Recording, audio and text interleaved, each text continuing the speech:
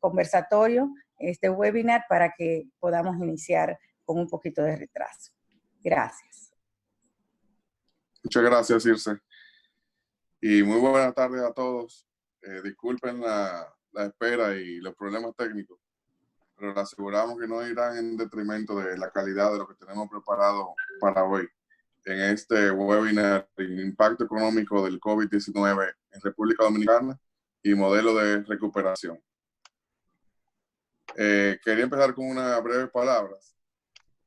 La economía dominicana, apenas 2 meses, era la de mayor crecimiento económico de América Latina. Y en los últimos 16 años, la que más crecimiento sostenido había mostrado en la región. Era momento de fortaleza hasta que entramos en la dinámica de la pandemia del COVID-19. También somos una economía muy abierta, vulnerable a los choques externos y con deudas de cambios estructurales pendientes. La crisis de salud está también siendo caracterizada como crisis económica y social, con efectos muy negativos en el empleo, las exportaciones, el crecimiento económico, la reducción de la pobreza, entre otros indicadores importantes para el desarrollo sostenido de la nación. Dada la perspectiva de la economía, sostenemos que estamos obligados a buscar modos de convivir con el COVID-19, buscando modos de fortalecer la competitividad de los sectores productivos, retomar el crecimiento del PIB y reactivar sectores que hoy se encuentran paralizados o semi-paralizados. En ese sentido, es necesario y posible implementar un plan de activación económica con inteligencia y prudencia, con controles, con implementación de protocolos de distanciamiento e higiene, priorizando el cuidado de los más vulnerables, monitoreando eficientemente la evolución de la pandemia y la capacidad de los centros de salud. Es necesario hacerlo de forma gradual, priorizando la cadena de valor que más empleo generan y pesan más en las exportaciones. Para mantener controles mientras se procede la activación de la economía, es necesario extender el estado de emergencia para mantener el toque de queda en un horario que permita la reactivación y el distanciamiento social. En un momento en que ya existe una crisis sanitaria y una crisis económica en medio de un proceso electoral que ha de ser celebrado como manda la Constitución. La prudencia en el uso de estos poderes por parte del gobierno y la moderación del liderazgo político es esencial para evitar otra crisis. En lo inmediato debe implementarse un plan de reactivación económica que, complementado con medidas de liquidez para la economía, permite estimular la demanda, como por ejemplo a través de planes de construcción de viviendas de interés social, de hospitales, acueductos, modernizar de una vez por todas el transporte público.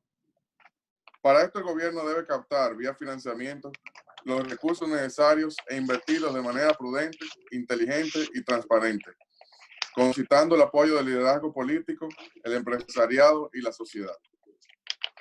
También en esa dirección, la IRD ha impulsado una campaña fundamental. El consumo de lo local es clave para la reactivación económica, la recuperación del empleo y retomar nuestras exportaciones. Desde el consumo directo de los hogares hasta el consumo que pasa por otros segmentos productivos o por las propias compras gubernamentales. Priorizando el consumo de lo hecho en RD, podemos todos apoyar el empleo y el valor agregado dominicano para salir de la crisis y para el bienestar social en el porvenir. Uno de los objetivos de este webinar es comenzar a establecer la dimensión de la caída económica que estamos sosteniendo y, por lo tanto, la dimensión del esfuerzo que deberemos impulsar como nación para volver a la senda del crecimiento, del bienestar y de la superación de la vulnerabilidad social. Un punto es claro y es clave. La definición de una forma de abordar la organización de las actividades productivas como modelo de reactivación de la economía es fundamental. No tenemos la visión de que simplemente se tratará de retomar la normalidad existente antes de la crisis. Hay que mirar más lejos. Aspiramos a más. Aspiramos a una nueva normalidad que nos ayude a superar debilidades, a tomar en cuenta fortalezas, a aplicar disciplina en todos los campos, a actuar en conjunto sectores económicos, sociales y políticos. Aspiramos a volver a ser el número 1 en crecimiento económico sostenido, con estabilidad e inclusión social. Aspiramos a un plan país con el compromiso de liderazgo político, económico y social. Aspiramos a ser una verdadera potencia industrial y exportadora. Número 1 en atracción de inversiones, en exportaciones, en educación, en eficiencia del sector eléctrico, transporte, transparencia y seguridad jurídica. Podemos salir fortalecidos si lo hacemos juntos, unidos, tomando en cuenta las diferencias que nos caracterizan, pero mirando en la misma dirección ya señalada hace años. Una República Dominicana próspera. Hoy, en este webinar, tenemos a 3 economistas que creen en el sector industrial y pueden establecer algunas de estas pautas de estimación de impacto y de elementos a tomar en cuenta para la reactivación económica y el porvenir. Roberto de Pradel, Pavel Isa Contreras y José Luis de Ramón. A ellos le paso la palabra. Muchas gracias. Antes de darle la palabra a Roberto. Sí, señor, te ves. Ya me veo. ¿Pueden activar sus videos, por favor? A ver. No se puede. Dice que el host no lo permite. Ajá.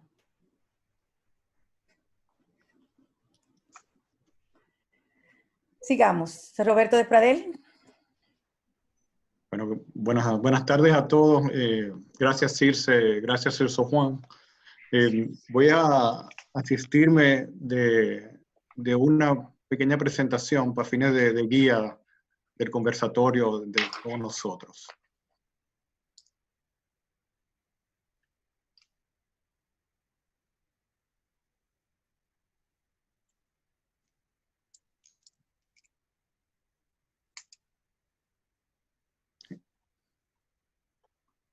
Entiendo que se ve ya, ¿verdad?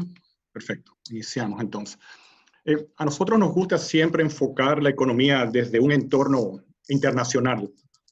Y por ende, por lo menos en esta parte, voy a tratar de enfocar el COVID y el impacto que te ha tenido desde una óptica desde fuera hacia adentro y después pasando a la parte interna de la economía. Entiendo que todos ustedes, o la gran mayoría, ya tienen que estar familiarizados con el tema de que el COVID es un choque atípico a raíz de las restricciones económicas de movilidad que se han implementado no solamente aquí en el mundo, que a su vez crea un choque de demanda, y ese mismo choque de demanda amplía el choque de oferta y afecta la actividad económica, el empleo, las empresas, los sectores en particular, la logística, las exportaciones y toda la cadena de valor. Y por ende también el mercado interno y el mercado de exportación. Y el mejor ejemplo de esto ha sido qué ha pasado con la demanda de petróleo. Este gráfico refleja la caída en la demanda de petróleo a nivel global desde el año 80 hasta ahora el 2020. Y fíjense que los niveles de decrecimiento en la demanda, en el consumo de petróleo, ha sido inclusive mayor que la gran crisis que tuvimos a principios de la década de los 80. Algo sin precedente y refleja este choque de demanda que está teniendo la economía a raíz de ese inicial choque de oferta. Y eso no se ha hecho esperar en la República Dominicana. La Asociación de Industrias monitorea mensualmente un índice de actividad manufacturera, se denomina el IMAN. Ese índice mensual lo que mide es cómo está el comportamiento del empleo, las ventas, la producción, los inventarios con relación al mes anterior. Todo lo que esté por encima de 50 significa que en promedio las empresas tienen mayor nivel de actividad que el mes anterior, y todo lo que esté por debajo de 50 significa una contracción con relación al mes anterior. Y en marzo el IMAN para la Asociación de Industrias tuvo el nivel más bajo de su historia desde que empezó a medirlo en junio del 2015. Y esto es muy similar a lo que estamos viendo en índices de este tipo en Asia, en Europa y en Norteamérica. Ahora, esta cita del gobernador del Banco Central de Francia pone en perspectiva el impacto de las cuarentenas, o el impacto, digamos, de del contraer esa oferta, para Francia le cuesta aproximadamente 1.5 del PIB. Ya tenemos 2 meses, ustedes ya pueden ir a extrapolar el impacto que eso conlleva. Ahora, a nivel del empleo es donde esto se ha visto de una manera más dramática. Y aquí ponemos la tasa de desempleo de Estados Unidos de enero, febrero, marzo, abril, con relación al mes anterior, junto con los casos de contagio y las muertes. Y es bueno poner en perspectiva que ya en Estados Unidos hay más de 76.000 muertos a raíz de COVID. Para los que les gustan hacer comparaciones, eso es más que todas las muertes que se llevaron en la guerra de Vietnam, y ya el desempleo en Estados Unidos ronda 14.7%, las cifras de abril. Esos son más de 20 millones de personas en un mes que reclamaron ingresos por desempleo. Ahora, la TCS publicó hoy cómo se encuentra el nivel de empleo a nivel del empleo formal, de lo que cotiza en la TCS, y el cuadro de arriba, la parte superior, refleja los niveles de empleo a marzo 31, la parte inferior refleja los niveles de empleo a abril 30. Y fíjense que la segunda columna es el que corresponde al sector privado.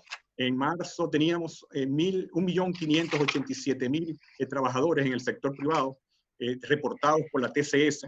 Al 30 de abril, 1.123.000. Estamos hablando de 464.000 trabajadores menos reportados en la TCS del lado del sector privado, lo que conlleva un 29% de contracción de esperarse por la cantidad de empleados suspendidos que habían sido notificados y que la misma prensa habría recogido. Pero estas son cifras ya oficiales publicadas por la Tesorería de la Seguridad Social. Ahora, ¿cómo esto se traduce a nivel de impacto económico global? En la parte azul del cuadro refleja cómo fueron los crecimientos económicos del PIB en el año 2019, y la parte de la izquierda en tonos rojizos reflejan las proyecciones para el 2020. Y para el mundo se espera una contracción de un 3%, pero le llamo la atención a Estados Unidos, donde se espera una contracción de 5.9% de su PIB. Y República Dominicana tiene una alta dependencia de la economía americana. Dentro de todo ese cuadro, el país que menos de crecimiento tiene proyectado ahora por el fondo es República Dominicana, donde proyectan un decrecimiento de la economía de -1.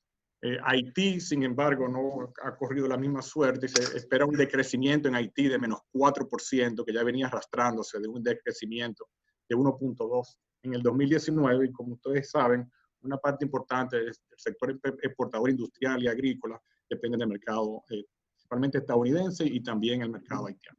Ahora, ¿qué dice el Fondo Monetario y publicado recientemente en el acuerdo que se llegó de financiamiento de 650 millones de dólares que fue anunciado hace unos días atrás?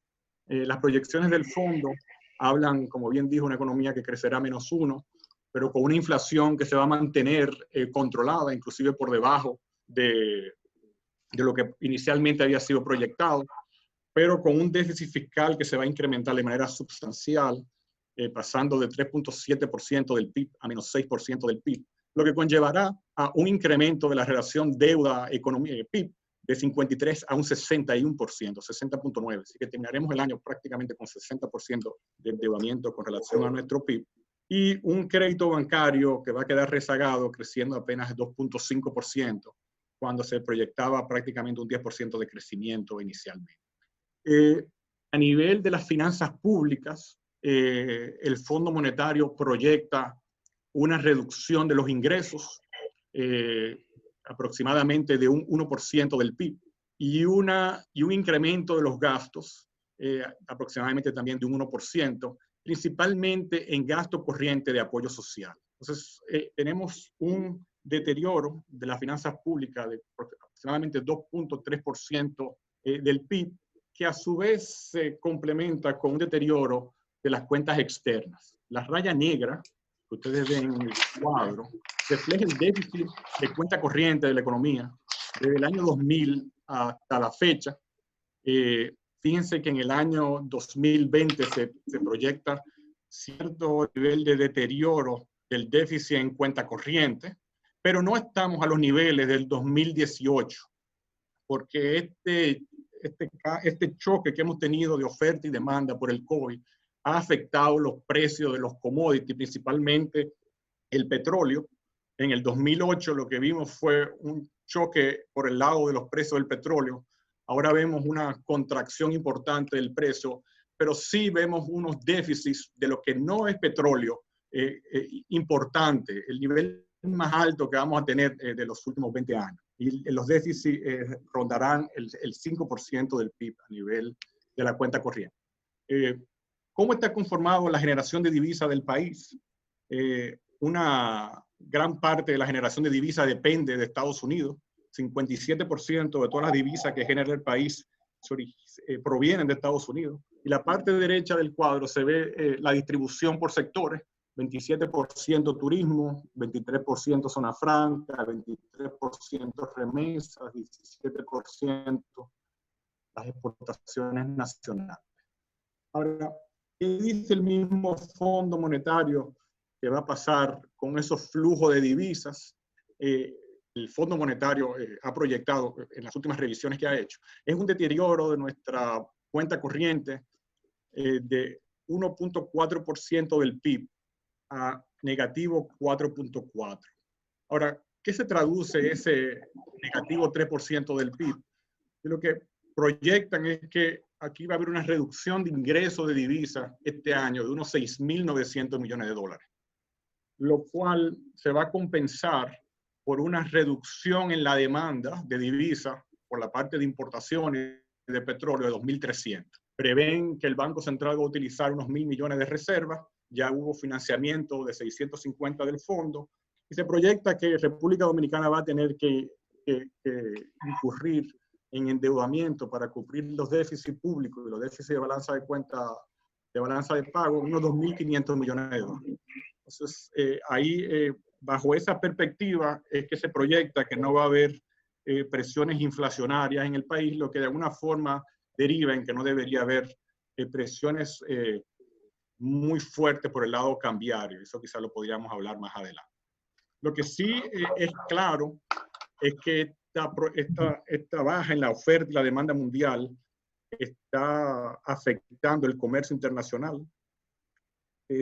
Una de las cosas que yo creo que todos nos vamos a enfocar es cómo, al momento de reabrir la economía, cómo dinamizar esos sectores generadores de divisas. Pero fíjense cuáles son las proyecciones de la OMC de las importaciones que va a comportarse en Norteamérica. Ellos proyectan que este año va a haber una contracción en las importaciones de Norteamérica, y eso es principalmente de Estados Unidos, de un 14%, y eso es un escenario optimista. En un escenario pesimista habla de un 33% menos. Entonces, es difícil uno poder reactivar la economía del lado de la generación de divisas si al final el cliente no lo está demandando. Entonces, hay que ir monitoreando todos estos paquetes de ayuda y asistencia que están llevándose a cabo en Estados Unidos, porque según se reactive la economía americana, eso nos va a jalar a nosotros por el lado de las divisas, tanto para las exportaciones como las remesas.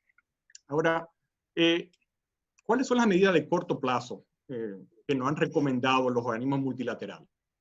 Y es en tres ejes: abordar primeramente la emergencia sanitaria, segundo, abordar la emergencia social, y tercero, abordar la emergencia económica. Y entiendo que en las tres se está trabajando aquí en el país. En abordar la emergencia sanitaria, creo que estamos muy conscientes de las medidas que se han tomado a nivel de distanciamiento social y fortalecer el apoyo en los sistemas de salud y el acceso a pruebas, aunque nunca en la oferta que todos deseamos. La emergencia social, hemos visto los programas de ayuda, tanto a nivel de las personas y el empleo, por los programas de fase 1, fase 2 y quédate en casa.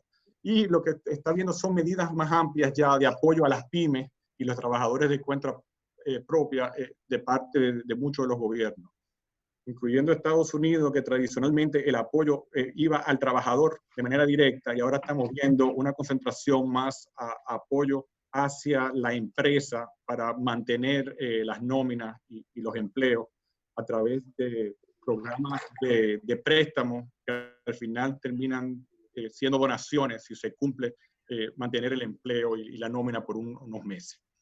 Y por último, abordar la emergencia económica, y ahí viene la parte de política fiscal, la política monetaria y la política ya de cooperación internacional.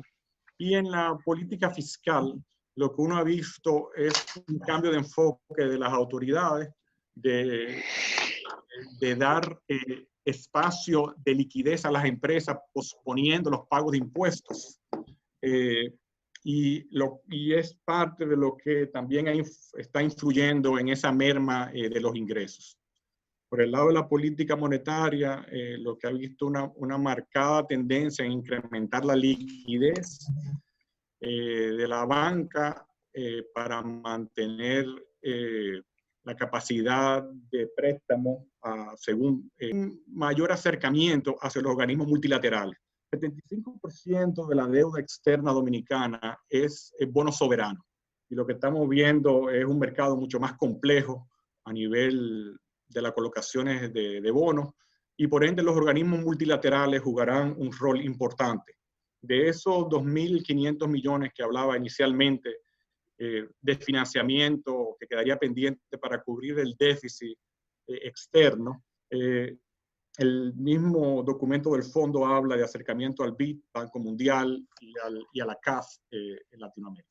Ahora, la gran pregunta que tenemos todos es si esta contracción que va a tener la economía dominicana y la economía mundial va a recuperarse de nuevo en una forma de V, si vamos a tener un frenazo fuerte, pero una recuperación rápida, va a ser en forma de U, con un poco mayor de tiempo para la recuperación, si va a ser en forma de L, donde vamos a tener un nuevo normal de crecimiento muy distinto al que estábamos acostumbrados, o una forma de W, donde vamos a abrir rápido y después vamos a tener que volver a cerrar.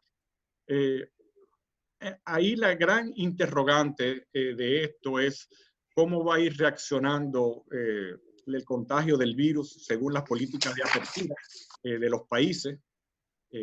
Y ahí decía Fareed Zakaria en uno de sus comentarios que hace que la guerra es demasiado importante para dejárselo a los generales y las pandemias son demasiado importantes para dejárselo a los médicos.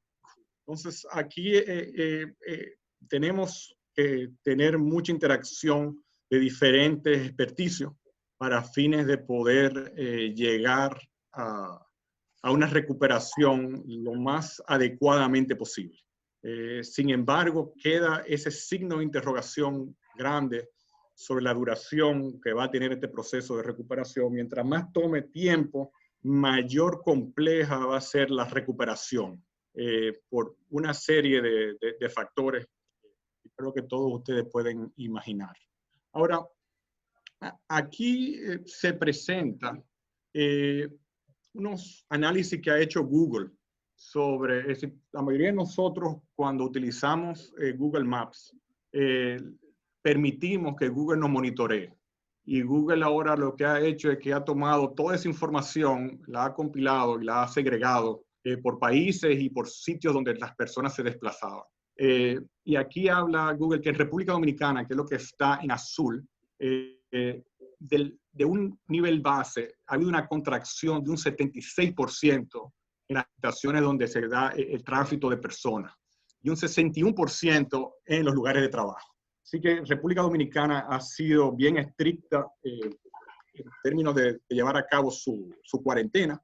La pregunta que viene es cómo podemos ir abriendo y si en realidad tuvo sentido cerrar tan drásticamente y afectar la economía. Y muchos hacen referencia al tema de Suecia, donde indican que Suecia no tomó ninguna medida restrictiva y dejó que la economía se mantuviera y que han podido navegar sin problema este tema. Bueno, la parte inferior del gráfico representa a Suecia. Y fíjense que a pesar de que Suecia no ha tomado medidas de distanciamiento fuertes, sí ha habido una reducción de un 31% en el tránsito y un 24% al movimiento a los lugares de trabajo. Y eso me lleva al tema de la educación. Uno entiende que los suecos son personas educadas, que conocen los riesgos, ha habido mucha información Y ahí es que yo entiendo donde hay un espacio en el país para poder educar a la población de cuando se haga esa apertura, cuáles son las medidas que tienen que tomarse para no tener que volver a restringir la movilidad. Y el caso de Suecia es un ejemplo de la conciencia individual de las personas para fines de mantener el distanciamiento social. Ya para concluir, aquí lo que le presento es qué explicó el crecimiento de la economía dominicana en el 2019. Es decir, no qué tan importante es en el del PIB un sector, sino qué sector fue el que permitió y en qué participación de poder crecer ese 5%. Y fíjense que 19% del crecimiento del año pasado es el sector de la construcción. El segundo en importancia es la manufactura, con un 9%, seguido por el comercio, por el transporte y almacenamiento, y después comercio y actividad inmobiliaria. Y ahí es donde uno entiende que una vez tomada la decisión de ir aperturando la economía, el sector de la construcción va a jugar un rol importante y su encadenamiento con la misma manufactura, el comercio, el transporte y la actividad inmobiliaria. Y vamos a tener que buscar mecanismos de crecimiento que no necesariamente terminen siendo mecanismos de crecimiento de alta demanda de divisas, porque entendemos que por el lado del sector turismo tomará un poco de tiempo su recuperación, así que vamos a tener que ir balanceando ese crecimiento en sectores de alto nivel de encadenamiento en el país, con alta incidencia en el empleo, pero sin aglomeraciones sociales y no necesariamente dependiente de los mercados internacionales. Y con eso concluyo mi intervención. Bien, gracias Roberto. Vamos a las preguntas, sí, aclarar que las estamos viendo tanto en el chat como en la sección de preguntas y respuestas que tiene el Zoom. O sea que vamos a estar, al finalizar la participación de los 3 invitados, pues entonces estaríamos ya compartiendo las inquietudes de cada uno de ustedes o de ustedes para los 3. Vamos a pasar a Pavel Isa. Por favor, Pavel.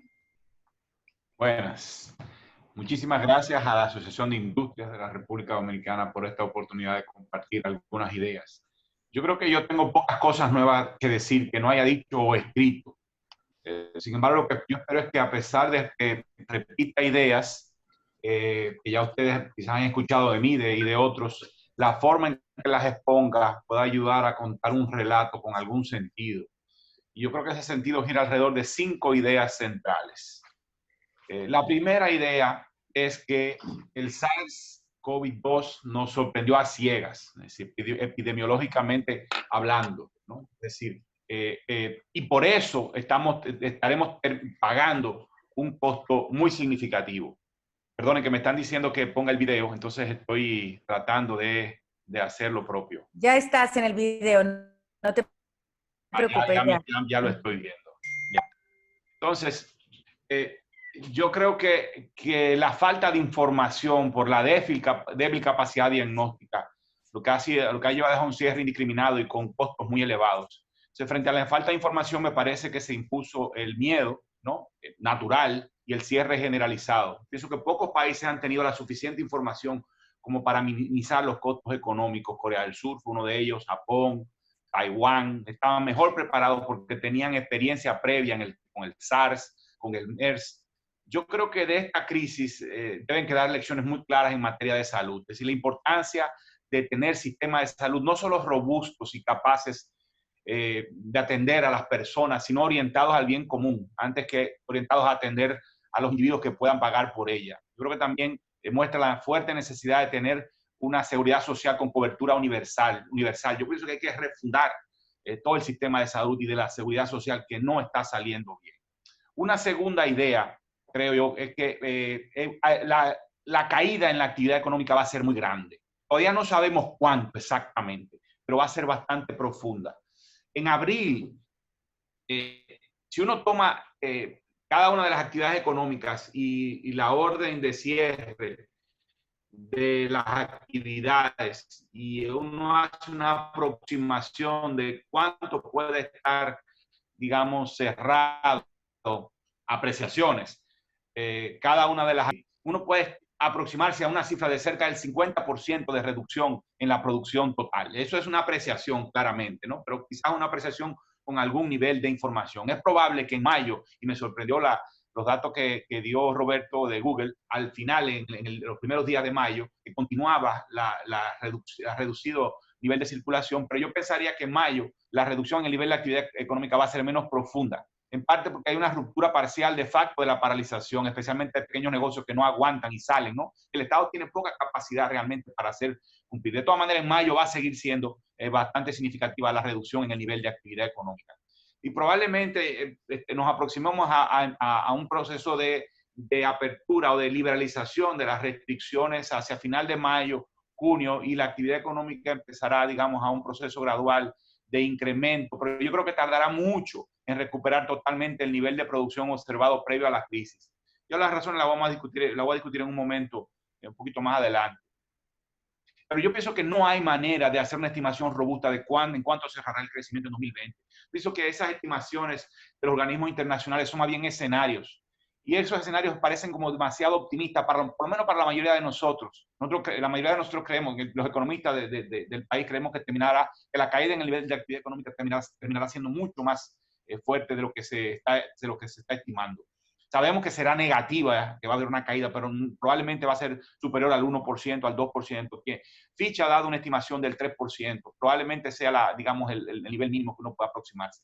Aquí vale un poco de historia. Este país ha tenido muy pocos años, desde el ajusticiamiento en adelante, ha tenido muy pocos años de caída en el nivel de actividad económica. En el 65, una caída drástica del 12%, asociado obviamente a la guerra civil, a la intervención militar estadounidenses. En el 83-84, pero fue una reducción relativamente pequeña de 1%, 2%, no recuerdo exactamente cuánto. En el 90, que hubo una caída del 5%, que fue, digamos, del 1% más o más aproximadamente.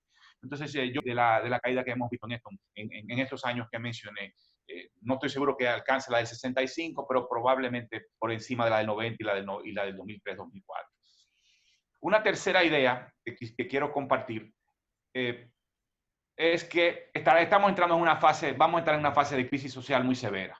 La desocupación se ha disparado, aparentemente se ha más que duplicado. Vi las cifras que presentó Roberto, finales de la TSS, pero a juzgar por los datos del Ministerio de Trabajo, de la solicitud de protección y aceptación de protección de trabajadores en fase, del 500.000 de personas desocupadas que había en el último trimestre del año pasado, estamos hablando de que va a haber un aumento en la desocupación de 500.000, 600.000, probablemente más de 600.000, solo en el sector privado formal, sin considerar la paralización de los ingresos asociados y de la inserción laboral de las personas asociadas a esta actividad. De tal manera que pudiéramos estar viendo, por lo menos en lo inmediato, en abril, mayo, un aumento del desempleo, aunque no se mide por mes, sino por trimestre, a un nivel de desempleo que puede estar superando el 30%, cuando el nivel que vimos a finales del 2019 fue de 20%, fue de 10%.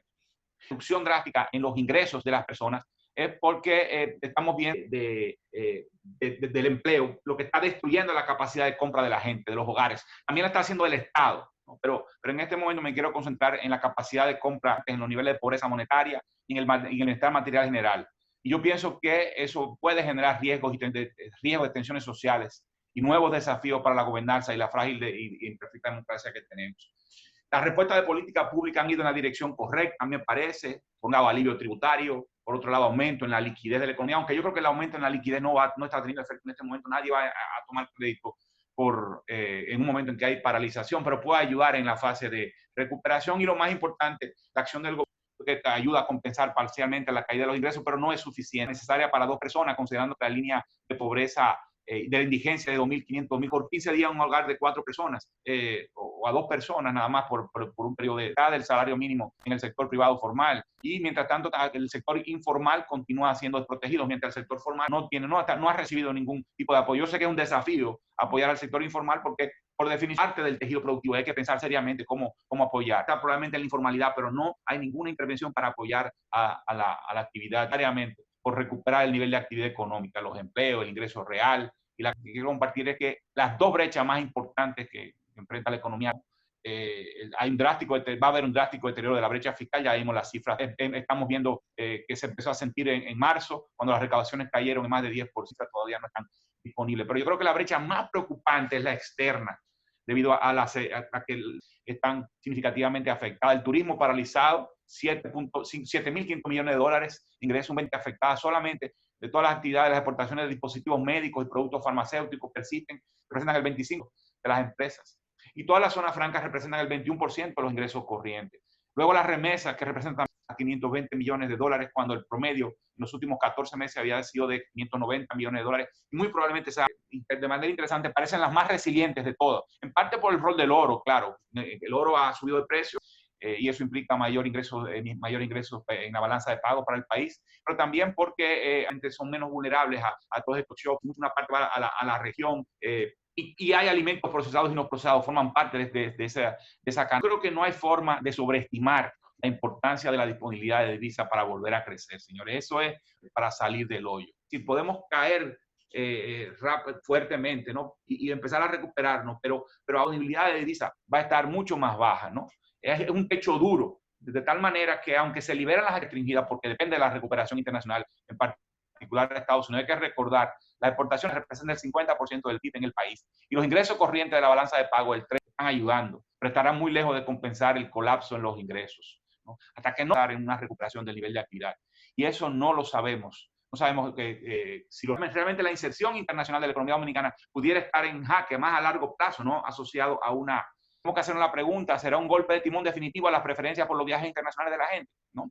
O un golpe de timón, digamos, de mediano plazo, donde la gente sencillamente... O volverá a como antes. Esa es una pregunta que tenemos que hacer. No estamos seguros de eso. Si va a acelerar el reshoring, es decir, la vuelta de las actividades de las corporaciones transnacionales a sucesos como más seguros. Y probablemente eso nos puede perjudicar, como nos puede también, posiblemente, si somos inteligentes, beneficiar a Estados Unidos y en el Caribe. Y el Caribe va a estar muy golpeado por la crisis, por su alta dependencia del turismo.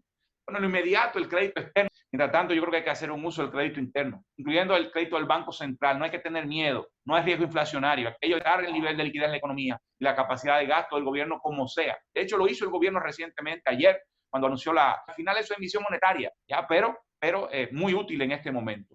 Sin embargo, a mí lo que me preocupa es la falta de acción del gobierno, el que puede suplir el déficit de divisa. Y parece que el horizonte del gobierno está llegando hasta el 16 de agosto y no mucho más. Plan modificado que se va a someter será de un 4.5% del PIB. Pero yo creo que es un déficit de economía después del levantamiento de la cuarentena para recuperarse. Y la última idea es que habrá daños. Todas las crisis dañan la capacidad productiva, pero esta tiene una vocación destructiva muy impresionante, ¿no? Es decir, no se trata o las ventas crecen menos, sino que estamos hablando que se detienen las ventas, se vuelven serias empresas con alto costo fijo, como alquileres y deudas. De tal manera que el golpe va a ser de destrucción de la capacidad productiva y no simplemente de un aumento de las políticas macroeconómicas tradicionales, que son keynesianas, que serán absolutamente imprescindibles en lo inmediato, la demanda, sino de reconstruir capacidad productiva. Hay que pensar en estímulos de oferta en 30 años. Y yo pensaría en 4 áreas y con esto termino. El tema de zonas, ¿cómo hacemos que se queden y que no sean, digamos, tan vulnerables? ¿Cómo hacer las operaciones de esos? ¿Cómo hacemos de un turismo uno menos riesgoso? Quizá uno menos concentrado en hoteles de menor tamaño, ¿no? Son que tenemos, o complementar lo que tenemos con otro tipo de oferta que nos haga menos riesgoso. Porque estamos hablando son mayores. El tercera área es las exportaciones nacionales, que parecen que van a ser, como dije, la menos vulnerable de la capacidad exportadora nacional, que precisamente parece más resistente a esta crisis. A este tiene que reducir el coeficiente de importaciones, que la demanda se filtre menos hacia el exterior y generar más efecto de multiplicador interno. La pregunta es de dónde se puede sustituir importaciones con más potencial de éxito sin incurrir en el aparato productivo, repito, para hacerlo más resiliente. Agenda de siempre, que es la agenda de empleo de más calidad, más productivo, de más salarios. Con eso lo dejo ahí. Muchas Excelente, gracias. Pavel, muy bien. Vamos a pasar, estoy tomando nota de todas las preguntas y comentarios, así que no, por favor, no se desesperen. Vamos a pasar a José Luis. El micrófono, José Luis.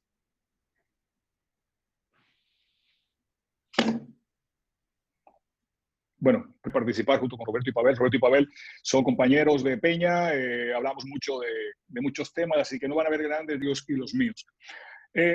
Creo que Roberto ha tratado muy bien el tema mundial. para ver el tema del impacto en la economía, pero yo quiero hacer algunas reflexiones sobre de dónde sale. Cuando uno mira los escenarios, lo que ha pasado es que ese es el problema, o sea, enero, febrero, marzo bien, abril, mayo, julio con mucho problema, los siguientes 3 días. Pero los escenarios han ido cambiando y han ido apareciendo los escenarios negativos. Escenario de cálculo para la República Dominicana. Nosotros hemos ido pasando de cálculo de cuánto va a impactar a la economía desde un 1% del Fondo Monetario Internacional. Sin embargo, el mismo modelo que hace el Fondo llamó la atención, que es lo que ellos llaman soporte no identificado. Es decir, de dólares, que es la línea que marca ahí, sino que de alguna manera alguien va a generar 2.500 millones de más divisas, o puede ser que alguna de las cuentas perjudique más. El fondo sí hay que tomar algunos bemoles sobre sus cálculos, por ejemplo, sobre el turismo, donde apenas hace una reducción de 4 millones de dólares. O sea, probablemente nosotros no tengamos temporada turística completa este año, en diciembre, que es una temporada alta. Entonces, yo pienso que el impacto en el nivel de actividad económica de la República Dominicana va a ser muchísimo más alto de lo que han estado señalando los organismos internacionales. A un país que se le da un golpe de balanza de pagos de 4.8 billones, no es verdad que no sufre a nivel de su aparato productivo y su capacidad de producir.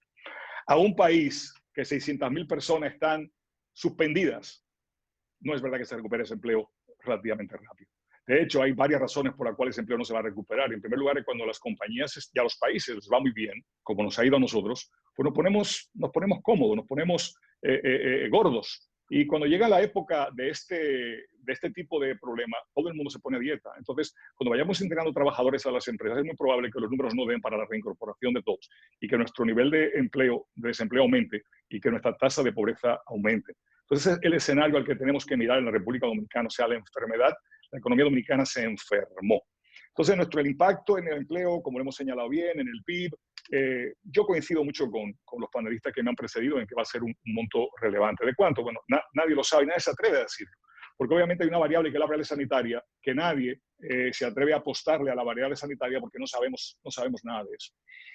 ¿Quién iba a decir que de repente en la lista de los mayores contagiados aparecieran nuevos jugadores, ¿no? O sea, yo no pensaría como que se iba a agotar la cosa y de repente aparecen otros países en la lista. La recuperación económica, ante todo, tiene un componente conceptual del cual no nos podemos alejar. Y yo creo que va mucho más allá de las medidas técnicas de política económica que podamos recomendar a los economistas de carácter puntual. Las crisis causan problemas, pero sobre todo ponen de manifiesto muchos problemas que ya estaban ahí. Y porque había un cierto bienestar, una cierta bonanza, esos problemas eran tolerables, eran soportables. Podíamos vivir sin entrarle a esos problemas que eran muy difíciles. Y hoy en día, porque tenemos que dejar de ser problemólogos, de entender los problemas que tenemos por delante y pasar a ser solucionólogos. O sea, ya llegó el momento de empezar a enfrentar cuáles son los problemas que tiene la economía dominicana para realmente desarrollarse. Y lo bueno de esto es que las buenas medidas tienen una conexión de sinergia entre ellas. Y cuando tú aplicas una medida buena, normalmente te lleva a otra mejora en otra parte de la economía. Hablemos un poquito de lo que es recuperación. Todo es recuperación de la economía. Desde el día que se detectó el primer caso hasta que terminemos con la crisis, todo es recuperación. ¿Es mejor o peor? Va a ser secuencial, pero es recuperación. La primera fase nos obligaba a que el aparato, a que el sistema sanitario, que no teníamos ni idea de cómo era la capacidad de ese aparato sanitario para recibir este tipo de enfermos, en ausencia de otros enfermos, porque, por ejemplo, no tenemos casi accidentes de tráfico, eso ha disminuido brutalmente, pero en ausencia de esos otros enfermos, ¿cómo en nuestro sistema de que hacer como en otros países, que tirar tienda de campaña para recoger gente? Bueno, ese era el primer test. Aparentemente nos hemos manejado con una ocupación de las camas relativamente aceptable, y eso da una esperanza de que en la apertura, aunque tengamos un aumento en el número de casos, pues el sistema sanitario va a poder recuperar.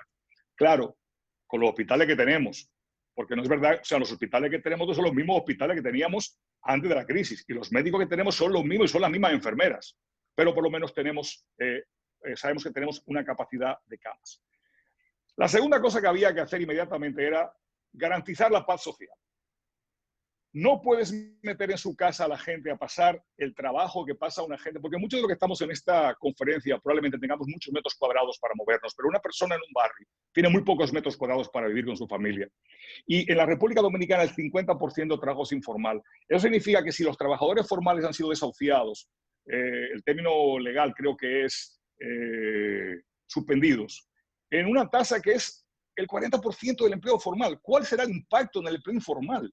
Entonces, si tenemos una cantidad de desempleados de golpe, que es 1,5 millones de personas, el gobierno inició 2 programas de compensación y el FASE.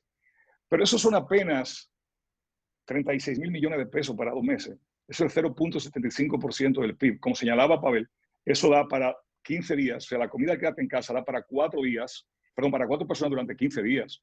Entonces, esa gente a la que estamos pidiéndole que haga confinamiento, eso es imposible. Eso es imposible. Y también el programa está diseñado para terminar en 2 meses. No es verdad que ese programa va a terminar en 2 meses. Ese programa lo van a tener que extender. Hay muchas razones humanitarias y razones políticas. Lo van a tener que extender un par de meses más, mínimo. Mínimo. Entonces, ese programa, que yo siempre he dicho que es excelente, la orientación del programa, y siempre he dicho que ha sido insuficiente, es básicamente lo que constituye la primera etapa de la fase. Y el confinamiento lo que conllevaba era la necesidad de aprender. La necesidad de aprender a ver cómo la gente comienza a comportarse con medidas razonablemente buenas de distanciamiento social, porque nosotros vemos pecado de distanciamiento social en todos los estratos sociales de la República Dominicana. O sea, no es verdad que estamos cumpliendo el distanciamiento social en las clases más educadas. No es verdad, y todos lo sabemos. Pero por lo menos hemos hecho un gran avance en cuanto a que la gente comience a entender qué es lo que es el distanciamiento social. Y todos nos hemos ido concientizando. Ahora esa fase entra en una segunda fase, que es la fase de dinamización de la economía, porque vamos a tener que mandar a la gente a la calle. O sea, no es un problema de que sí o no, es que vamos a tener que mandar. O sea, eso de que estamos esperando que la curva se acabe de acostar. Oye, ojalá que se acueste. Pero si no se acuesta la curva, como quiera, las necesidades económicas van a obligar al país, por control de la paz social, a mandar a la gente a la calle otra vez.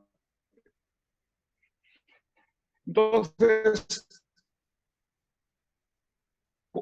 ¿cuáles eran nuestras carencias antes de empezar esta crisis? ¿Qué nos decía el World Economic Forum? No son precisamente esas las cosas que tenemos que retomar en este momento con medidas esenciales. No nos decía, por ejemplo, el World Economic Forum que éramos excelentes respetando la inversión privada. Y es verdad, ¿quién tiene miedo aquí de que le confisquen nada? Entonces, había una serie de problemas que entrar en esos problemas son los que nos van a ayudar a implementar las políticas sectoriales, como señalaba Pavel, o sea, un tema de trascender de los modelos keynesianos de apoyo en base a demanda agregada e ir un poco más a elegir ganadores y perdedores ex ante, que es lo que me imagino que Pavel se refería con políticas sectoriales orientadas. Pero, por ejemplo, el porcentaje que dedicamos nosotros a administrar el gobierno es absurdo. O sea, nosotros dedicamos a infraestructura una parte muy, muy mínima. El problema que teníamos nosotros de clientelismo y de corrupción lo teníamos antes del COVID y lo vamos a tener después del COVID. Y ese es un tema que le tenemos que entrar, porque es que compramos muy caro y pagamos muy mal. Hemos empezado a pagar mejor.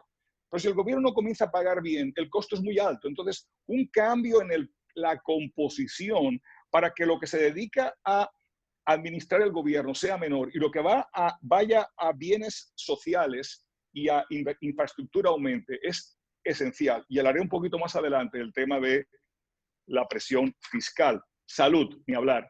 O sea, como señalaba Celso hace un momento, hay que invertir en hospitales. O sea, no hay de otra. Y particularmente con toda la necesidad de cambiar el sistema de seguridad, de salud, para crear los centros de atención primaria y tener un control directo de la población. Nos hemos dado cuenta ahora de lo importante que es tener a los médicos cerca de la gente, de lo importante que es tener a los médicos en los barrios, como ocurre en los países desarrollados. Yo creo que es un momento importante de ir pasando hacia los centros primario de salud y construir eso fundamentalmente. Tiene poca importación y mucho valor agregado nacional. Hablemos de educación. Hemos construido muchas aulas y sin embargo nos hemos quemado en PISA. ¿Estamos peor o mejor que antes del COVID? Estamos igual. Pero si no enfrentamos el sindicato de maestros, ojo, no por sindicato, porque los sindicatos me parecen una institución excelente y necesaria dentro del sistema democrático. Lo que yo no puedo entender es el nivel de capacidad docente. O nosotros nos dedicamos a entrenar a esa gente es una forma realmente de invertir dinero del gobierno sin generar un gasto en divisas muy elevado, porque básicamente, o sea, esa reformación de esa gente o la importación inclusive de maestros. Hablamos de infraestructura y nuestro transporte de carga. ¿Es mejor o peor que antes del COVID? El mismo. Tenemos un sindicato de empresarios que nos tienen en un nivel de productividad baja. Pero ¿y el de pasajeros? Si queremos afectar la balanza de pagos e importar menos carros usados en este momento, tenemos que tener un sistema de pasajeros que funcione. Y sin embargo, ahí se ha diseñado un excelente sistema de corredores. Y no se ha podido poner en circulación. ¿Por qué? Porque nadie quiere financiar las guaguas. ¿Por qué? Porque los dueños de las guaguas son gente que vienen del sistema tradicional de sindicatos empresarios del sector de pasajeros. Entonces, si queremos ahorrar dólares en carros usados para concho y tenemos que ahorrar dólares en combustible, tenemos que crear un sistema de transporte digno. Porque la mayoría de los que estamos aquí no nos montamos en el transporte colectivo. Y no es verdad que vamos... Además es un problema de salud. O sea, tener a la gente transportándose en carros públicos, abriendo la economía, no es la mejor forma de evitar el COVID. Es probablemente la peor, porque metemos a las personas a estar dentro de 1,5 metros cuadrado, a 4, 5, 6 personas. Entonces, ese es el tipo de problema de problema que si lo enfrentamos, tenemos ahorro de divisas por la gasolina, por los carros usados y dignidad de la gente, que probablemente también se reduzca lo que gana. Entonces, sabemos también que la economía dominicana, además de tener muchos sectores pujantes, hemos tenido un apoyo a la balanza de pago derivado de los déficits fiscales. Es decir, gran parte del déficit fiscal se financia con deuda en dólares que adquiere el Estado para financiar la economía, y eso lo que significa son importaciones de bienes para privados financiados por el gobierno. Yo estoy totalmente de acuerdo en que el gobierno reciba financiamiento en pesos. No hay absolutamente ningún peligro de inflación. A mí me parece que la operación que se hizo con la CFM fue una forma interesante de que el crédito del banco le hemos pasado, 12.000 millones que se le pasaron porque la ley lo permite, ¿verdad? Mediante el cálculo de cuántos son los ingresos fiscales del gobierno, y luego el Banco Central podía comprar títulos en el mercado secundario que fueran anteriores al 2018. Yo no conozco los detalles de esa parte de la operación, pero me parece que básicamente lo que ha sido fue una recompra de papel viejo para que las CFP compraran papel nuevo. Creo que las tasas de interés son las tasas de interés, bueno, más o menos, ¿qué te digo? O sea, no creo que sea el momento de estar haciendo análisis muy muy... Pero si algo es necesario es que el país tiene que diversificar su balanza de generación de dólares. El oro es un producto muy interesante porque genera muchos impuestos, pero el oro no tiene valor agregado nacional, porque gran parte del ingreso que entra con el oro tiene que irse fuera de los impuestos a el pago de una inversión gigantesca que se hizo originalmente. Entonces, necesitamos productos de exportación con alto valor agregado nacional. Los minerales en general lo son después que han pagado esa parte de capital, pero para hacer eso hay una condición que no es suficiente, pero es necesaria. Es que la tasa de cambio se deslice de una manera menos parsimoniosa de como se ha deslizado hasta ahora. No voy a invertir en un sector que genera dólares para exportación si va a tener una inflación interna que me va a comer los precios en exportación. O sea, hay que pasar a un nuevo modelo donde el sector de exportación sea privilegiado en cuanto al régimen de la tasa de cambio. La estabilidad es extraordinaria, es excelente. Cuando hay sectores como el turismo, donde yo puedo mantener los precios relativamente estables, porque gran parte de lo que esa gente se come también se maneja en dólares. Pero cuando yo tengo que generar valor agregado nacional, muy difícil. Igual que la industria. La industria compite hasta donde puede. ¿Puede la industria competir con los bienes importados? Generalmente no. Bueno, somos una isla, hay un costo de transporte, pero nuestra parte exportadora industrial es mínimo. Y podría ser mucho mayor, como hay algunas empresas que lo han demostrado. Pero obviamente hay que quitarse la obsesión con la tasa de cambio. En el aspecto fiscal, los estímulos que se están planeando, no hay dinero para las empresas en la República Dominicana. O sea, un análisis de lo que es el déficit fiscal que ha hecho el Fondo Monetario Internacional, que le da aproximadamente un 6%. El ministro de Hacienda señaló que era 4.5%, lo cual te da un número mucho menor. Y no quiero ponerme a hacer muchos cálculos, pero básicamente la matemática es muy simple. Si yo tengo 6% de déficit estimado, 3.7% lo que tenía antes sin ninguna ayuda, 1% se explica por la caída de los ingresos fiscales según el fondo, que ya veremos. Lo que me deja es 1.3% del PIB, del cual 0.75% es el mínimo para continuar el programa de quédate en casa y fase con esos niveles precarios por 2 meses más. Entonces, lo que me está quedando es 0.7%. Entonces, no hay apoyo a las empresas. El poco apoyo a las personas que hay es el que viene de estos programas que ha generado el gobierno para el apoyo. Y cuando hablamos de infraestructura, la inversión del gobierno, que es el 0.3% del PIB, o sea que vamos a gastar menos en infraestructura, porque estos datos que tiene el fondo no es que están grabados en piedra, pero se nutren de lo que son intenciones del gobierno, es lo que el gobierno le dice al Fondo Monetario. Yo pienso reducir mi gasto de infraestructura. Es una decisión nuestra, ¿en qué lo gastamos? Entonces, si no hay ese apoyo, quizás una fuente importante de recursos sea la venta de Punta Catalina. O sea, Punta Catalina en este momento, venderla, ojalá venderla entera, puede significar una entrada de dólares a la República Dominicana que no altera los números fiscales. ¿Por qué? Porque es un activo que estamos vendiendo. Entonces, si pudiéramos vender, porque no hay otra cosa que podamos vender razonablemente, pero ya tenemos en marcha una licitación, se puede hacer, y ojo, me da igual que lo venda este gobierno o que lo venga el próximo gobierno, es un problema político en el que yo no me quiero meter, pero hay que venderla. Y si aparece otro activo gubernamental, o sea, estatal, importante, probablemente otras participaciones en las otras empresas del Estado, hoy a lo mejor hay un buen precio para venderla y se pueden vender también, porque toda esa plata va a hacer falta para el lanzamiento de la economía. Porque el punto subsecuente de todo esto es que cuando acabe el 2020, la deuda de la República Dominicana va a ser como mínimo 60% del PIB. Y todo lo que estamos aquí, por lo menos los economistas que estamos aquí, hablamos y nos preocupamos cuando era un 40%. Nos preocupa. Y nos vamos a preocupar cuando sea un 60%. Todos los ingresos tributarios, a pagar intereses. Pero si yo aumento 10% del PIB la deuda y mi tasa promedio se me queda en un 7%, que es lo que aproximadamente ha sido la tasa histórica, yo me estoy metiendo a 33 mil millones de pesos adicionales en intereses nada más. Estoy llevando el pago de intereses a que sea el 27%. Y eso no incluye el Banco Central, eso no incluye el déficit cuasi fiscal, eso es solamente el sector público no financiero. Entonces, ¿podemos nosotros soportar el...? No lo podemos soportar. Entonces, viene el tema de la reforma fiscal. El punto 1 es que tenemos que estructurar los gastos. Pero la segunda gran discusión es qué vamos a hacer para llevar esa deuda que tenemos de 60% a 50% en 4 o 5 años, cuyo foro sería apenas aproximadamente un 2% del PIB. Mis 20 minutos se han acabado. Muchas gracias. Creo que he podido complementar las ideas de mis panelistas y le agradezco a ellos porque la verdad que me dieron una punta de lanza para poder expresar las cosas que me interesaban. Bueno, realmente mucha carne, mucha carne.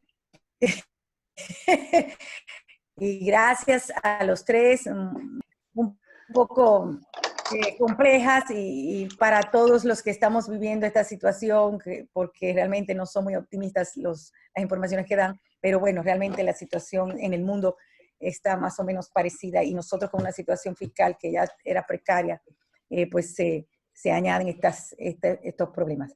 Hay varias preguntas, yo las voy a tratar de englobar, pero voy a iniciar con lo que terminaba José Luis, que es básicamente qué hacer. Uno de los participantes pregunta si tuvieras que tomar 10 acciones para poder reactivar la economía, olvidándonos del problema fiscal y macroeconómico del país, focalizándonos más que nada en cómo motorizar los sectores productivos, motorizar el sector privado, la economía dominicana, cuáles serían las acciones que ustedes propondrían y qué acción en específica sería la primera a tomar para poder generar mayor movimiento. En ese caso, ¿qué hacer con el sector construcción? Esa es otra pregunta, pero lo englobo dentro de la misma. El tema que tiene que ver con el momento en que estamos viviendo, sobre todo en un momento en que nos están empujando hacia una etapa de postindustrialización o industria 4.5 con la digitalización, cómo hacer y cómo lidiar para generar mayor innovación, competitividad en los sectores productivos. Lo englobo así y le voy dando la palabra, empezando por Roberto, tratando de que cada uno pueda darnos sus pinceladas. Yo entiendo que una de las cosas que prevalece ahora es la incertidumbre. Yo entiendo que el desconocimiento sobre cómo se comporta el virus y el desconocimiento sobre el impacto que va a tener, lo que termina creando incertidumbre a nivel de los agentes económicos. Entonces, elementos que aporten certidumbre creo que es importantísimo en estos momentos.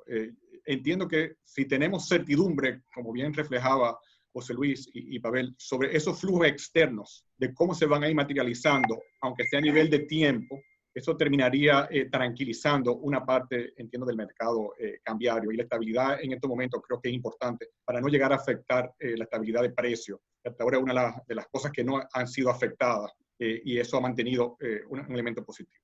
El otro es cómo puedo dinamizar sectores relativamente rápidos. Y aquí el sector de la construcción ha sido el gran motor de crecimiento de los últimos 5 o 6 años. Ahora, cómo poder desarrollar programas del sector de la construcción. Yo creo que es un elemento donde tenemos que ir trabajando de manera puntual con otros sectores. Y es, como bien reflejaba Pavel, cómo aplicar ahora política industrial de una manera rápida. Yo creo que una de las grandes quejas de la Asociación de Industria ha sido el elemento de competencia desleal, los temas que tienen que ver con importaciones que no cumplen una serie de reglamentaciones. Aquí ha habido un enfoque de no mirar al sector industrial como un sector estratégico, dejar que el mercado sea el que funcione. Yo creo que los países en estos momentos se han dado cuenta de la importancia de los sectores productivos y los aportes que conllevan. Y yo creo que apoyo al sector productivo, en ese sentido también va a jugar un rol importante. Abel. Bueno, yo no tengo mucho más que agregar a lo que ha dicho Roberto. Quizás, bueno, y lo voy a sintetizar en buscar dólares, crédito externo, mientras aparezca ese crédito interno, como decía José Luis, adelante con el crédito interno y financiamiento del Banco Central en la medida en que no haya riesgo inflacionario.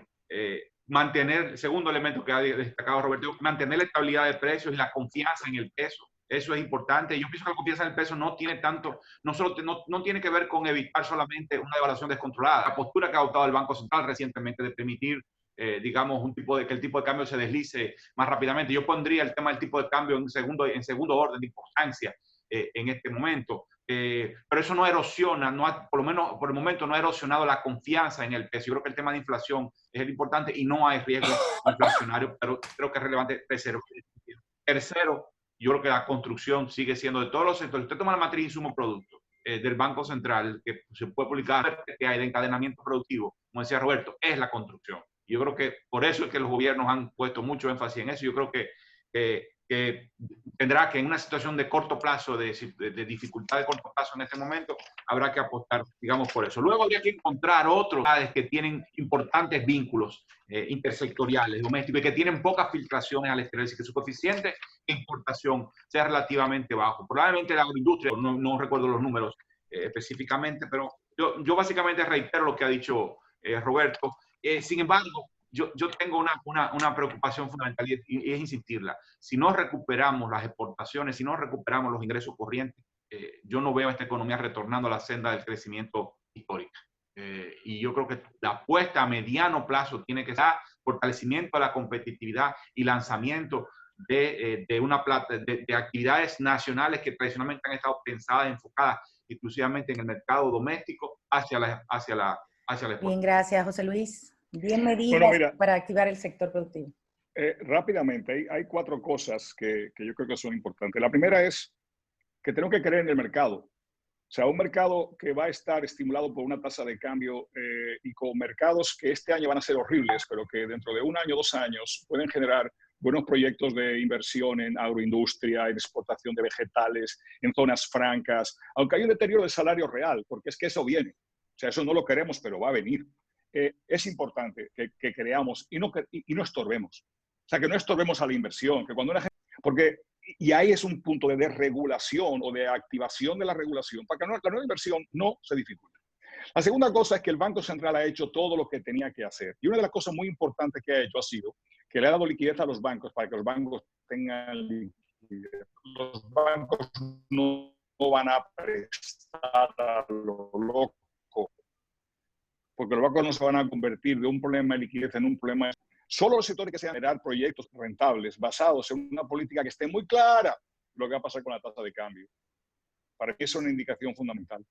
También hay que ver que hay 2 posibilidades. Señalé una, que fue la venta de activos públicos. La otra es, ojalá que podamos pelar la ley de sincerización de activos para quitar los elementos de que la ley puede ser contestada por la ley de lavado de activos, etcétera. Y ojalá que podamos lograr repatriación de dólares si esa ley la hacemos más potable. Este momento es muy difícil para que los capitales retornen. Yo creo que hay que mejorar esa ley para que la gente realmente pueda hacer aportes a sus propias empresas que lo van a necesitar. El tema del transporte de pasajeros es esencial. O sea, crear un sistema de transporte como está diseñado en corredores es fundamental para evitar el contagio, porque el virus no se va, nos vamos a contagiar todos. Entonces, esa inversión para mí es fundamental. Y luego la paz social, no la podemos olvidar. O sea, programas fiscales dedicados a que la gente tenga alimentos son fundamentales. Y eso es una cosa que en este momento podrá ser, o sea, ustedes están oyendo a economistas de mercado haciendo planteamientos que quizás un año atrás para mí hubieran sido de anatema. Pero la situación realmente lo que requiere es practicidad y lo que requiere es racionalidad. Eso yo creo que es lo que tenemos que aplicar. Bueno, pasamos al punto ustedes lo mencionaban ligeramente, pero es difícil de determinar ahora mismo cómo cubrir los déficits y el déficit fiscal que vamos a tener a final de año y lo que vamos a tener que seguir enfrentando. Hablaban de que es muy difícil una reforma fiscal en unos momentos como este, pero de alguna forma, y José Luis lo mencionaba, habrá que pagar esta situación o este momento en que tenemos que mantener la paz social y la economía. ¿Qué ustedes le dirían a un próximo gobierno, a un gobierno que va a asumir, cómo podría enfrentar esta situación? No solo en el último cuatrimestre del año, que es donde va a tomar posesión, se asume, sino también el año que viene y quizá en los años siguientes que vamos a tener que vivir. Entonces, ¿cómo enfrentar esa situación con este déficit, con necesidades sociales que van a mantenerse, con un déficit ya de por sí como el que tenemos y con un gobierno que tiene que demostrar que va a hacer cosas, porque tiene que demostrar que tiene que hacer cosas? Entonces, que asumamos que ustedes están frente a un nuevo gobierno. ¿Qué le dirían ustedes para enfrentar el déficit fiscal que tenemos en el país? Roberto. Históricamente... Es malo a veces ser el primero. Asumo el riesgo. Históricamente, el 50% del déficit, más o menos, había sido el sector eléctrico. Por ende, yo creo que lo primero que debería hacer un nuevo gobierno es tomar decisiones en el sector eléctrico. Yo creo que en el pasado, cuando uno analiza cuáles han sido los tiempos para reformas fiscales, siempre coinciden con los primeros 100 días de los nuevos gobiernos. No hay condiciones este año para hacer una reforma fiscal en los primeros 100 días. Pero sí hay condiciones para tomar decisiones en elementos que influyen en el déficit, y entiendo que el sector eléctrico es básico en ese momento. Yo creo que a raíz del entorno actual, como bien mencionaba José Luis, yo creo que vamos a tener gobiernos más grandes este año y el año que viene, y después vamos a tener que hacer un cuestionamiento de cuál debería ser el verdadero dimensionamiento del gobierno una vez termine pasando las acciones de gasto, ser un gobierno más pequeño y más eficiente, y ajuste por el lado impositivo. En Francia están hablando de no esperar que haya cierto nivel de consenso a nivel de la OCDE para los impuestos a las grandes empresas de tecnología. Creo que va a haber ahí un contexto internacional a eso, pero yo creo que en este país no hay condiciones ahora para elementos fiscales, por lo menos con la entrada. Yo pienso que hay que empezar a recuperar primero eso de discusión, debate, negociación, consenso, ciertos consensos, ciertos acuerdos básicos para reestructurar el fisco en este momento no es recomendable. Yo pienso que hay que recuperar la economía. Eso significa endeudarse y gastar. Endeudarse domésticamente, pero más a largo plazo pienso que tiene, en principio en el corto plazo y más a largo plazo, endeudarse en moneda extranjera para cerrar la brecha. La economía internacional se va recuperando y vuelve a servir de locomotora, una de las locomotoras del crecimiento. Y luego yo pienso que el gobierno de turno va a tener que sentarse, y ojalá esta crisis sirva de, digamos, de espacio, de motivación para hacer lo que no hizo el gobierno que está de salida, es sentarse a negociar el pacto. Procure elevar la presión tributaria desde el 14%, y no digo de un momento determinado, sino, digamos, puede ser un cierto periodo de tiempo, a lo largo de cierto de varios años, desde el 14% al PIB probablemente hasta el 18% del PIB que logre suficientes recursos para proveer protección. Tiene que venir acompañado claramente de una negociación para modificar, mejorar la calidad del gasto, reducir la discrecionalidad, reducir el clientelismo, reducir la corrupción, que haya penalidad a la corrupción. Ya, es decir, una negociación bastante amplia, pero eso no se puede hacer en este contexto, sino en uno en donde haya, digamos, pero donde todavía la memoria esté fresca de cómo la falta de recursos comprometió la posibilidad de salir de la crisis de manera más efectiva. ¿Cuánta falta nos hace el pacto fiscal? Están bastante claro que las restricciones de recursos del Estado están siendo, digamos, fundamentales. Si tenemos un sistema de salud capaz de menos eficazmente ha podido contener la epidemia, es en parte porque no tenemos los recursos. Y además, lo que tenemos lo gastamos mal. O sea, eso hay que... Luis. Estoy absolutamente de acuerdo con Pavel. Pavel dijo lo que yo iba a decir. Bueno, para terminar, voy a englobar una pregunta que no sé cómo hacerla en una sola, pero no tenemos mucho tiempo. Hay mucha de varios de los participantes. Entiendo que esa preocupación está latente también en nuestro gremio y en muchas organizaciones.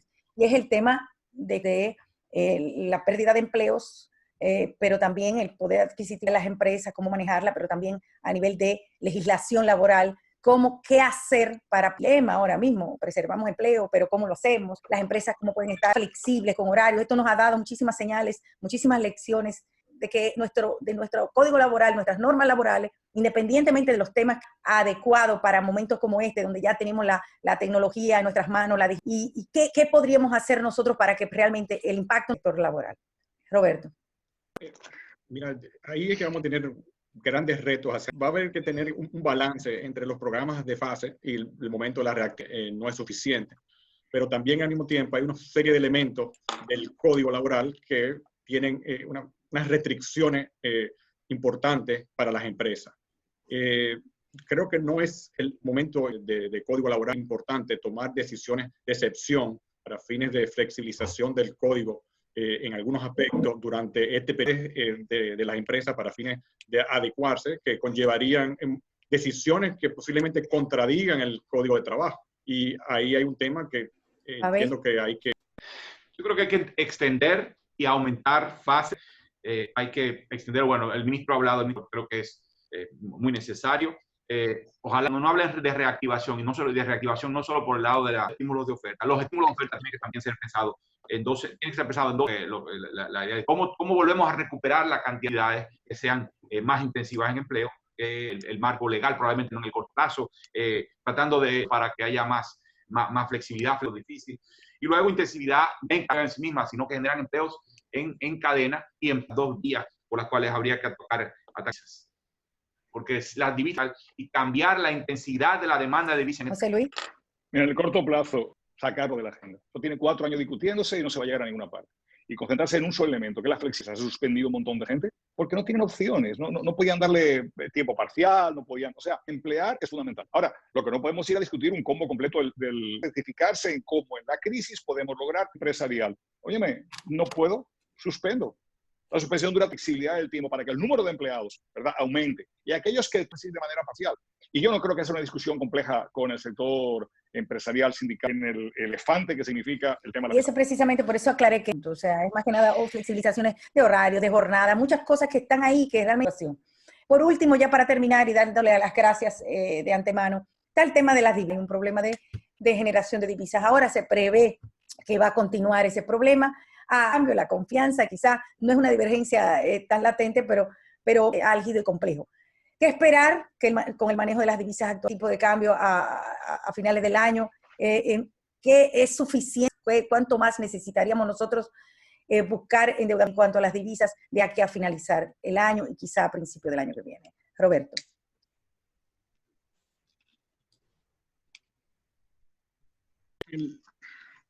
La divisa es un tema de que la oferta ha caído, administrar la demanda. Entonces, es la gran interrogante. Entonces, hay una oferta complementaria de una manera rápida.